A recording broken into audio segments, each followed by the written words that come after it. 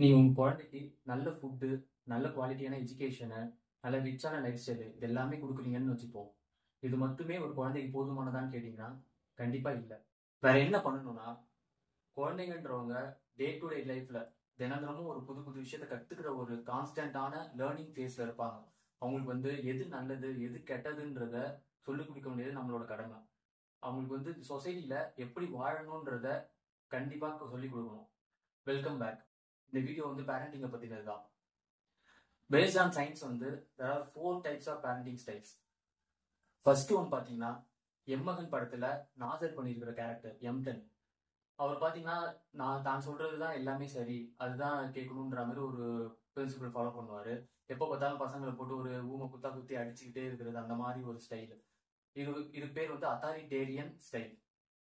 சரி, நீங்க உங்க குழந்தைய அடிக்கிறதே இல்ல, அப்ப இதுக்குள்ள வரமாட்டீங்களா கண்டிப்பா அப்படின்னு கேட்டீங்கன்னா அதுவும் கிடையாது. இதுக்கு இன்னொரு நல்ல எக்ஸாம்பிள் பாத்தீங்கன்னா, சந்தோஷ் சுப்பிரமணியம்ல பிரகாஷ் ராஜ் பண்ணியிருக்கிற ஒரு கேரக்டர். அவர் பாத்தீங்கன்னா அவரோட பையனை அடிக்கலாம் மாட்டாரு. பட் அவர் சொல்றதுதான் அவர் பையனுக்கு எப்பவுமே சரியா இருக்கும்ன்ற மாதிரி யோசிப்பாரு. That's also toxic. அதுவுமே அத்தாரிட்டேரியன் ஸ்டைல்ல தான் வரும். செகண்ட் டைப் பாத்தீங்கன்னா பர்மிசிபிள்.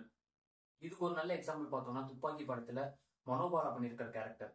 அது காஜலுக்கு ஃபாதரா பண்ணியிருப்பாரு. அதுல பாத்தீங்கன்னா காஜல் அவர் அடிக்கிற மாதிரி சீன்ஸ்லாம் இருக்கும்.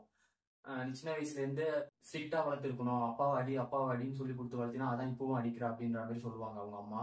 அந்த மாதிரி ஒரு ஸ்டைல். அது எந்த ஒரு ஸ்டேஜ்லயுமே ஸ்ட்ரிக்டா இல்லாம எல்லாத்துலயுமே லிபரலா விட்டு அவங்க போக்குக்கே விட்டு, இது அடல்ட்டா இருக்கும்போது வேணா சரியான விஷயமா இருக்கலாம். பட் க்ரோவிங் ஸ்டேஜ்ல இருக்க ஒரு சைல்டுக்கு எது சரி எது தப்புன்னு தெரியாதப்போ நம்ம தப்புன்ற இடத்துல கொஞ்சம் ஸ்ட்ரிக்டா இருந்துதான் ஆகணும். அது மாதிரி இல்லாம எல்லா இடத்துலயுமே ஒரு லிபரலா இருக்கிற ஒரு பேரண்டிங் ஸ்டைல் தான் பர்மிசிபிள் செகண்ட் ஸ்டைல். இதுவும் தப்பானதுதான். ஃபர்ஸ்ட் ஒன்றுமே தப்பானதுதான். தேர்ட் பேரண்டிங் ஸ்டைல் பார்த்தோம்னா அன்இன்வால்வ்டு. இது ரெண்டுத்துக்குமே வெளியில, அதாவது ஸ்ட்ரிக்டாவும் நடந்துக்க மாட்டாங்க, கைண்டாவும் நடந்துக்க மாட்டாங்க. அதாவது குழந்தைங்க கிட்ட கனெக்ஷனே இல்லாம அவங்க என்ன பண்றாங்கன்னே தெரியாத ஒரு பேரண்டிங் ஸ்டைல். யாரோ ஒருத்தவங்க உங்ககிட்ட உங்க குழந்தை என்ன படிக்கிறான் அப்படின்னு கேட்டா கூட தெரியாத மாதிரி ஒரு பேரண்டிங் ஸ்டைல். அது நீங்க இல்லைன்னு நினைக்கலாம், ஆனா நிறைய பேர் இருக்காங்க அந்த மாதிரி. நீங்க வெளில போய் பார்த்தீங்கன்னா தெரியும்.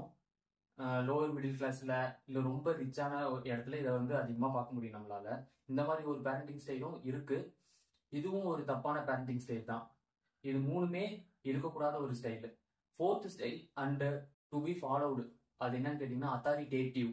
இது நம்ம ஃபர்ஸ்ட் பார்த்த அத்தாரிட்டேரியனுக்கும் செகண்ட் பார்த்த பர்மிசிவிக்கும் நடுவுல வரக்கூடிய ஒரு பேரண்டிங் ஸ்டைல். அதாவது எப்ப கைண்டா இருக்கணுமோ அப்போ கைண்டா இருக்கணும், அண்ட் எப்ப ஸ்ட்ரிக்டா இருக்கணுமோ அப்போ ஸ்ட்ரிக்டா இருந்து ஒரு கரெக்டான லைஃப் ஸ்டைலா உங்களுக்கு அமைச்சு கொடுக்கணும். ஒரு நல்ல லிவிங் சொசைட்டில எப்படி வாழணுன்றத சொல்லிக் கொடுக்குற ஒரு பேரண்டிங் ஸ்டைல் தான் அத்தாரிட்டேட்டிவ். இதை தான் ஃபாலோ பண்ணணும் நம்ம. பட் இப்ப இருக்கிற சொசைட்டில பார்த்தோம்னா நம்ம மோர் ஆஃப் த பர்மிசிவ் ஸ்டைலுக்கு செகண்ட் ஸ்டைலுக்கு மூவ் ஆயிட்டு இருக்குமோன்றது என்னோட ஒப்பீனியன். நம்ம ஓல்டர் டேஸ்ல பார்த்தோம்னா அப்போ எல்லாருமே அத்தாரிட்டேரியனா இருந்திருப்பாங்க, எல்லாருமே அடிச்சு வளர்க்கணுன்ற மாதிரி சொல்லியிருப்பாங்க. அப்ப இருந்த சொசைட்டி வேணா இருந்து சரியா வந்திருக்கலாம்.